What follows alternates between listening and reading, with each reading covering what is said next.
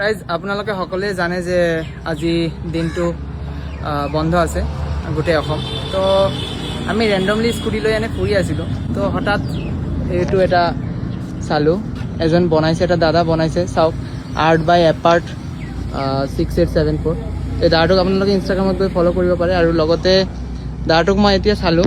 হয় দাদা, আপুনি জুবিন ছাৰৰ ফটোটো ইমান ধুনীয়া বনাইছে, আপোনাৰ কিমান ঘণ্টা লাগিলে? মই এইটো 10:30ৰ পৰা ষ্টাৰ্ট কৰিছিলোঁ, এতিয়া 1টা বাজে। খুবেই ধুনীয়া বনাইছে। আপুনি কি আগত আৰ্ট শিকি আছিল? আগতে শিকিছিলোঁ।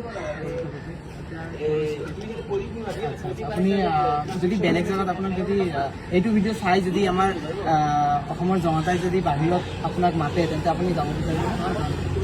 অ'কে গাইজ, আপোনালোকে যদি এই দাদাটো বহুত ধুনীয়া আৰ্ট বনাইছে, চাব পাৰে কিমান ধুনীয়া আৰ্ট বনাইছে। আৰু বেলেগ ঠাইত আপুনি বনাইছিল? বনাইছোঁ। আচ্ছা, দাদা ষ্ট্ৰীট আৰ্ট বহুত মজা মজা বনায়। তো আপোনালোকেও যদি বিচাৰে যে আৰ্ট কৰাবৰ কাৰণে দাদাক, তো আপোনালোকে কৰাব পাৰে। আৰু দাদাৰ ইনষ্টাগ্ৰামটো চাব পাৰে, এপাৰ্ট 6874। আপোনালোকে ফ'ল' কৰিব পাৰে দাদাক। দিয়ক আৰু ধন্যবাদ দাদা, থেংক ইউ, বহুত মজা বনাইছে।